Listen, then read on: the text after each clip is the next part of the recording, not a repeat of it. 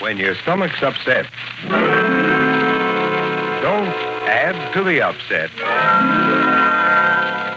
Take soothing Pepto-Bismol and feel good again.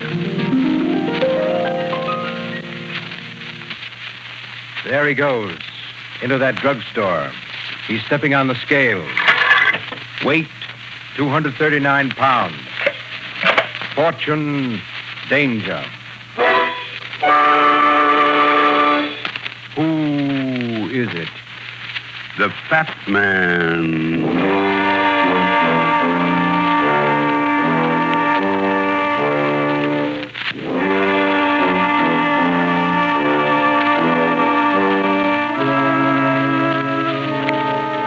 To most people, a zoo is a collection of four-footed animals.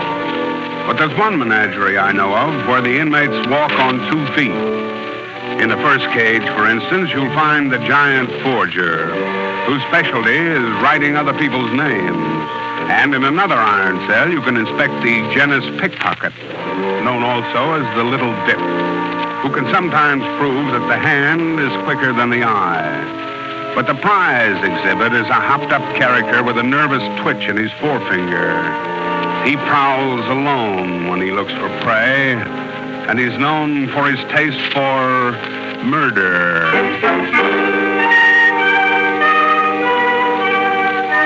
That's the Fat Man, a fast-moving criminologist who tips the scales at 239 pounds. Brought to you by the Norwich Pharmaceutical Company Limited, makers of Pepto-Bismol, Unguentine, and other fine drug products.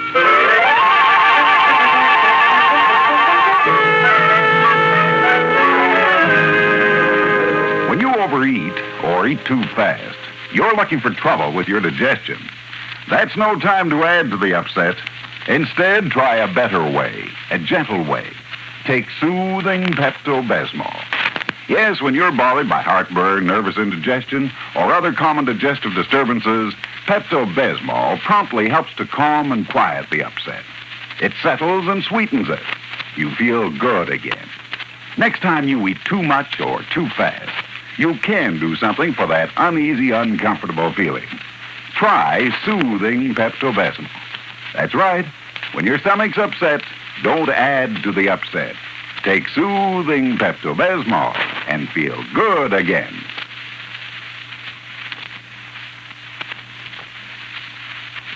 And now from New York, The Fat Man, starring J. Scott Smart in Murder is the Medium.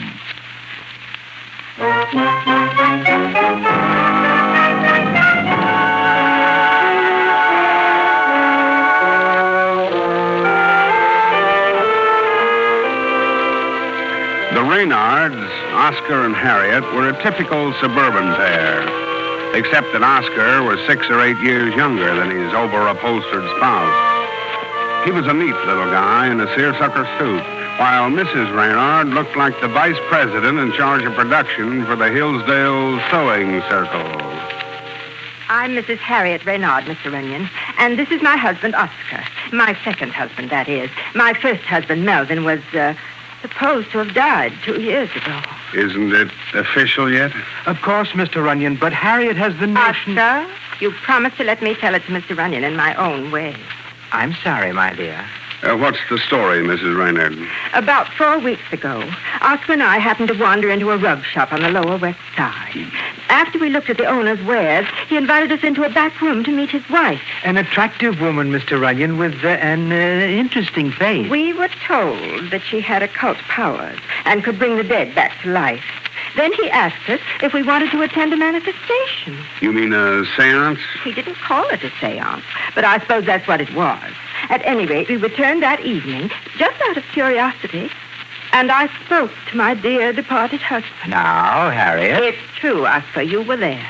It was Melvin's voice, and I saw his face light up in the dark right in front of me. I'll admit she's right, Mr. Runyon. Oscar thought it was some kind of a trick and asked me not to go there again, but I couldn't resist, and I went by myself without his knowledge. I saw Melvin again. He seemed to be sitting in an office, dictating a letter to a stenographer. How was business? What? Skip it. Go on, Mrs. Reynolds. Well, on this second visit, I received a message from Melvin asking for a little money to tide him over. I couldn't refuse Mr. Runyon and live with my conscience. After all, it was Melvin's money I inherited. And besides... How much did he ask you for? $500. Can you imagine that? And Harriet was fool enough to give it to them. Oscar. It wasn't much, Mr. Runyon. And neither was the $1,500 he asked for later. But now, I'm beginning to think I may have made a mistake. Mm-hmm. The last time I went there, on Wednesday night, I was told that Melvin was bankrupt. And he needed $20,000 in a hurry. That was when I decided I ought to have some outside advice. You still think you spoke to your first husband? I wouldn't have accepted Melvin's voice alone as final proof. But I saw him, Mr. Runyon, right in front of me, and I wouldn't mistake the face of a man I'd been married to for 15 years. When's your next rendezvous with Melvin, Mrs. Reynard? Today at 6. Is that when you're supposed to shell out with the 20 grand? I was told to bring it all in cash. Have you made the withdrawal? Not yet. But I have $500 in my bag. Let's have that. In advance? Isn't that unusual, Mr. Runyon? Now, keep your shirt on. I'm not in that much of a hurry for a fee. Here you are. 5 $100 bills. Good. Now, just a minute. What are you doing, Mr. Runyon? Marking these bills. All right, Mrs. Raynard. Put them back in your bag and hand them to the medium when you see her. Then leave the rest to me. Just what do you intend to do? Communicate with the spirit world, Oscar, and get a receipt from Melvin for Mrs. Raynard's dough.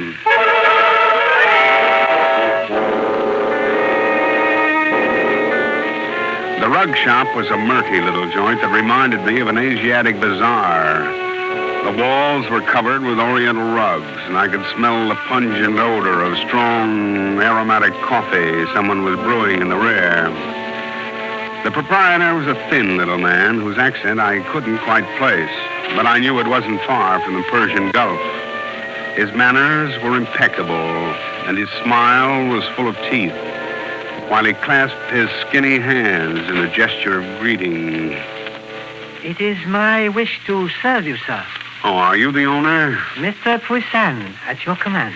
Well, I'm shopping for rugs. We make a specialty here, sir, of rugs. You are perhaps familiar with Oriental rugs? In a sketchy way. Then permit me to make a few suggestions in my humble manner. The finest rugs, as you might know, come from Persia. And this is a perfect example. Feel its texture, sir. Just like a kitten. It is a kashan, a notable weave. Observe the striking red foundation with its floral designs and exquisite lines. Yeah, reminds me a little of an Ispahan. An Ispahan. Then you do know something about weaving. The Ispahan is a rare treasure indeed. Creations of genius from the 16th century. But only a few choice specimens are now in existence. And they're worth a king's ransom. You've got quite a display here, Puisan. The very best. Must take quite a bit of lettuce to make a collection like this. Looks to me like it's worth a lot of dough. They are here on consignment only, my friend. And all I receive is a commission for the sale. But you do not appear very interested. Well, why don't you let me browse around for an hour or so? I like to take my time. I would be most happy to permit it, sir. But unfortunately, I must close the shop at 6. My wife is conducting a manifestation at that time.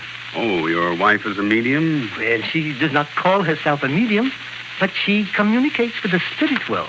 That sounds interesting. Any chance of getting in? Is there some dear departed loved one you wish to contact? Oh, dozens of them. Puisan! Angela, my dear. My assistant, sir. How do you do? Your wife wants to see you. Oh, thank you, Angela. Excuse me for one moment, sir. Surely. Who are you? The name is Runyon. What are you doing here? Shopping. You're not looking for rugs. You're looking for trouble. Well, buy that too, if necessary. Is this a raid? Not exactly. There's no law against conducting a meeting in this state. But there's a law against fraud, sweetheart, and it's still in the books. Pardon me, sir. Yeah? My wife has requested that you join us inside. Show the gentleman in, Angela. You'd better get out of here while the going's good. And miss a chance of communicating with the dead? Suit yourself. But look out you don't end up on their side.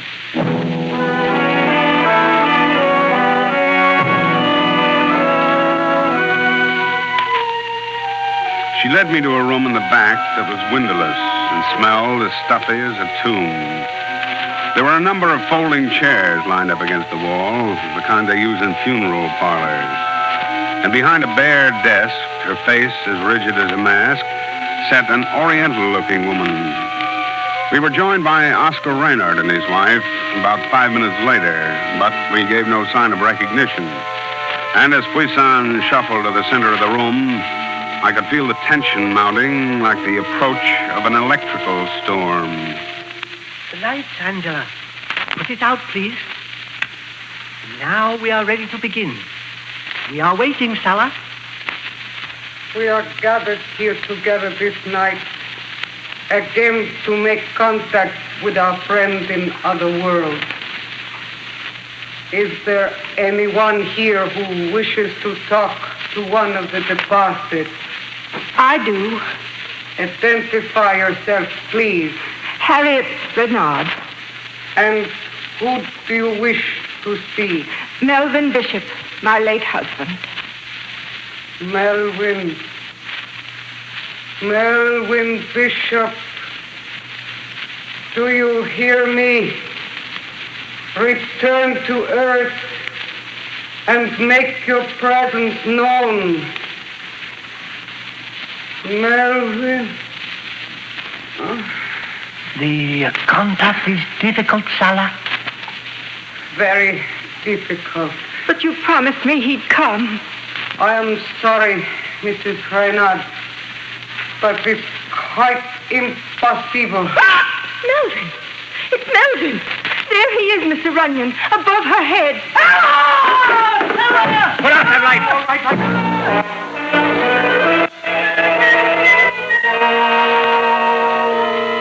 It happened so fast, I didn't have a chance to make a move. The face of a man of 60 appeared behind the medium, hazily at first, then much clearer, like solidifying smoke.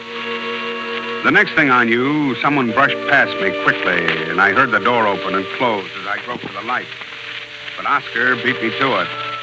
And when the light went on, I saw him standing near the switch, while his wife had passed out completely in her chair.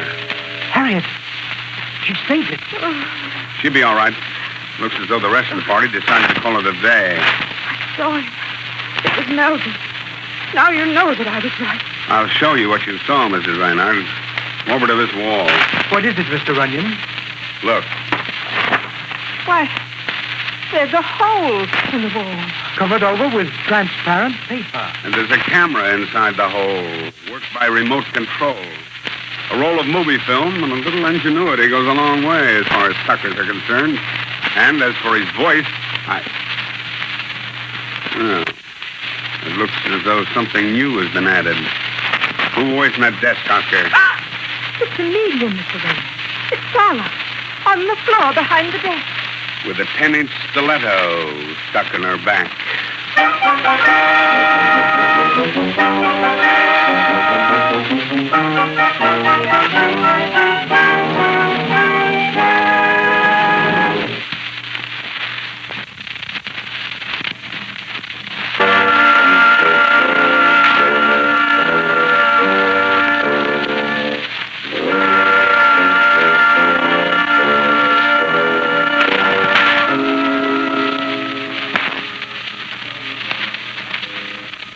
Now let's catch up with the Fat Man.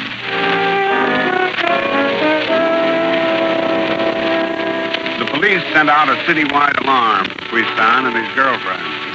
But 3 days went by with practically no result. Then I got myself a bright idea. I put an ad in all the papers that must have read like a winning lottery number to a rug dealer, because I offered to sell a genuine Ispahan for exactly $100. I listed my phone, address, and my apartment number, but I didn't include my name. And for a day or so, I was flooded with fancy offers. I just about figured that Puisan was wise to the gag when I got another call. And as I put on my best international accent, I recognized Puisan's dulcet tones at the other end of the wire. Hello? Yes? I am calling in regard to an advertisement in the papers. Oh, the rug. You say it is an Ispahan?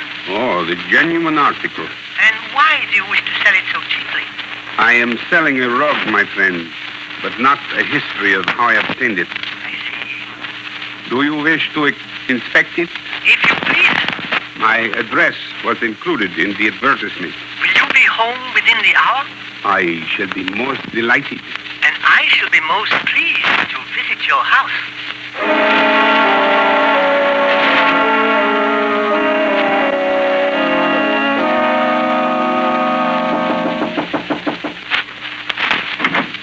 Mr. Runyon. Hello, Puisan. Come in. Come in and make yourself at home.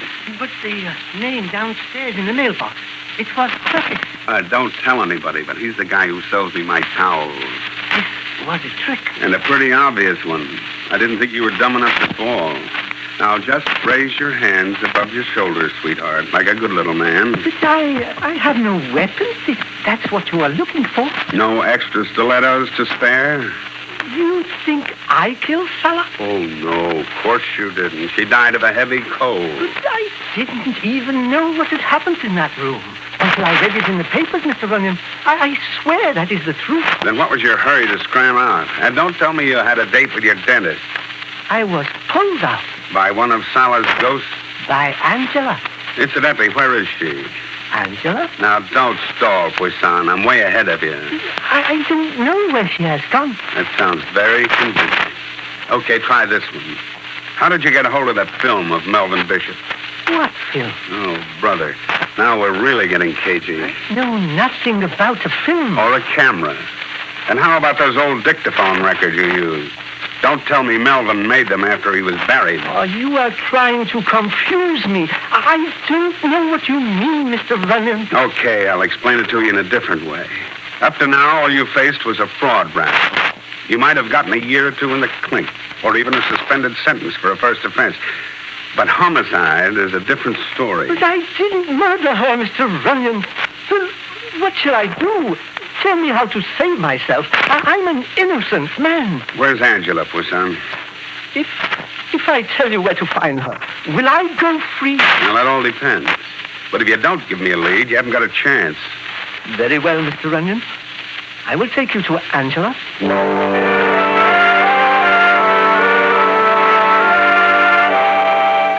We got into my car and drove downtown to a section near Greenwich Village, then parked near one of those gypsy hangouts converted from an empty store.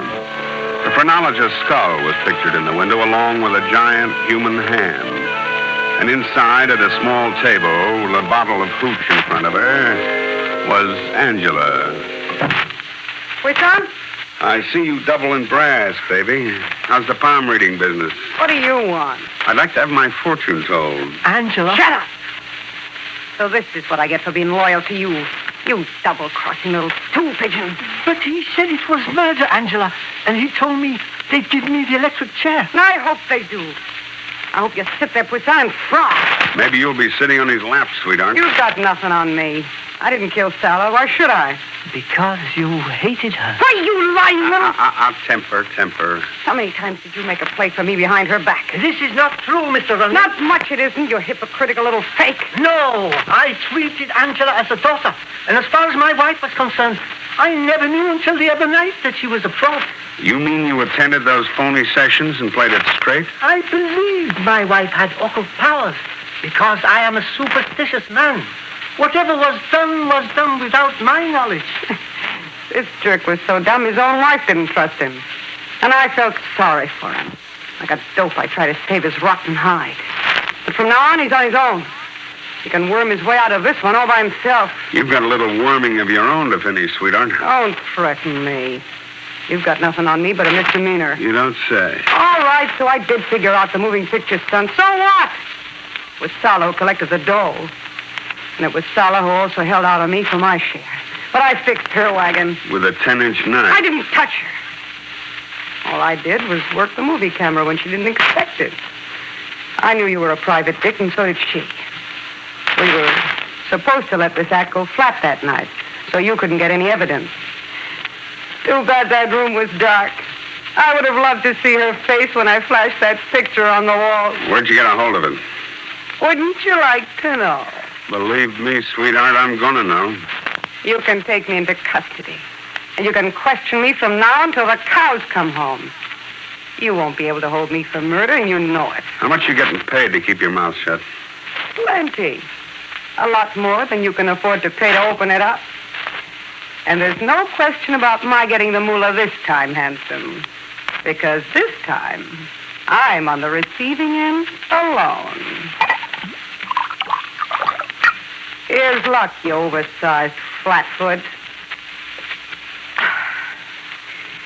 All good for me, and all bad for you. Random, what has happened to her? She's dead, Poisson. Dead? That bottle of booze must be loaded with poisoned dynamite. She said she was on the receiving end, and she wasn't kidding. I put in a call to headquarters and left Poisson with the body. Then I hopped into my car and started for Mrs. Reynard's suburban home. I didn't bother with the doorbell, but entered through the service entrance in the basement and found my way upstairs to the first floor. The house was dark, which suited me fine, and I used a pocket flash to browse around. But 10 minutes later, as I was going through a study desk, I suddenly found out the place wasn't as empty as I thought it was. Oh, good evening. What are you doing in my house, Mr. Runyon? Didn't the butler announce me, Oscar? I can't believe it. Can it be possible that you're nothing but a common thief? Oh, stop. Where's your wife? She's ill in bed. I was turning in myself when I heard a noise down here, so I found my gun and decided to investigate. Oh, relax, Oscar, and put the gun away. You know I didn't come here to steal the silverware. Well, why did you come? I was looking for some film. Film? Movie film. Was the late Melvin Bishop an amateur motion picture fan? That's something I couldn't tell you. Well, then maybe Mrs. Reynard can. I told you she was ill. Huh? What's the matter with her? The shock of the medium's murder was a little too much. Well, she can spare me a couple of minutes. I won't be long. You insist on seeing her? Yeah, if it's all right with you. Very well, Mr. Runyon. Oscar, Yes? don't you think we'd both be a little more comfortable without that gun in your hand? I'm perfectly relaxed. Yes, so I notice. My wife is on the floor above. We'll use those stairs. You can proceed to her room, Mr. Runyon, and I will follow. Right behind. We slowly climbed the staircase to the upper floor, and Oscar nudged me into the room with the barrel of his gun. His wife was in bed, propped up on a couple of pillows, and I noticed a glass of milk on a table right next to her. She looked a little startled when her husband and I walked in, particularly when she saw the gun in Oscar's hand and the unusual expression on his ordinarily timid face. Sorry to disturb you, Mrs. Reynard. I found Mr. Runyon in the study downstairs prowling through the house. Oh, I don't understand. Well, you will in just a minute. Mr. Runyon would like to ask you a question, Harriet. Oh, it's already answered. That moving picture film the medium used belonged to Melvin Bishop, and it came from here. I found more just like it in the study desk. But how did they get hold of it? Well, that's what I was trying to figure out. It could have been stolen by Angela, for instance. But that theory was eliminated when Angela was. Eliminated? The girl is dead, Mrs. Reynard. She had a visitor a few minutes before I spoke to her. He brought a bottle of poisoned whiskey and a proposition to keep her mouth shut. She accepted both and crossed herself off my list. But that's incredible. Your husband made a bargain with Sala, the medium, to fleece you a little dough. He gave her the film and a couple of Melvin's old dictaphone discs. When Melvin asked you for the money, the voice was dubbed in. But it wasn't hard to do with a perfect model on a record. The man is mad, Harriet. Absolutely mad. On the night I went to Poisson's, Oscar got in touch with Sala. He told her a private detective was on his way and had to play it down. She was going to do just what he asked her to when Angela decided to throw a monkey wrench in the works. Oscar thought Salo was crossing him, so he knocked her off. Don't you think you might? It's as good as in the bag. You're the only logical nominee who happens to be left, Oscar. You settled that when you settled with Angela. Yes, I settled with her the way I intend to settle with you, Mr. Runyon. Only I'm not blackmailing you, Oscar. I'm putting you in the chair. You ought to stick to poison, Oscar. Oh, you killed him. And the only thing that would kill this guy would be a dose of DDT. You mind if I borrow that glass of milk, Mrs. Reynard? I imagine Oscar prepared it for you with his own little hands. Come on, come out of it, sweetheart. Papa's got a little drink. Here, would you like to wet your whistle? No, take it away. For heaven's sake, don't put that glass near my mouth. It's funny, I had a hunch about that one. What's in that glass, Mr. Runyon? A slight dose of poison, Mrs. Reynard. Poison? Probably enough to kill a horse.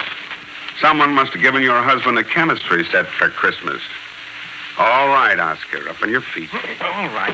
The next time you attend a seance, you'll be sitting in the important chair. And when they pull that switch, mister, you'll contact Melvin Bishop in person.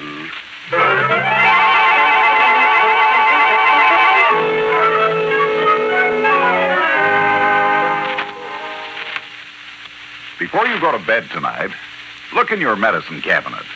See if you have a bottle of Pepto-Bismol. If you haven't, make a note to stop in at your druggist tomorrow morning. With Pepto-Bismol on hand, you're ready to help relieve the distress of acid indigestion, heartburn, or that uneasy upset feeling that follows overeating. Anybody can take Pepto-Bismol anytime. Pepto-Bismol contains no sugar. If you haven't yet tried Pepto-Bismol, ask your druggist. So remember, when your stomach's upset, don't add to the upset. Take soothing Pepto-Bismol and feel good again. A short while ago, a traveling salesman threw his cigarette butt out of the car window as he sailed along listening to his car radio. It was a dry day. There was a breeze. Well, you know the rest. The cigarette set fire to the dried grass, caught some twigs, then spread along the roadside till some low branches burst into flame. Then another breeze sprang up, and the big fire started. But the traveling salesman had gone from there. He never realized that his carelessness had caused a forest fire. You're not like that, salesman. You never throw lighted butts out of the car windows, do you?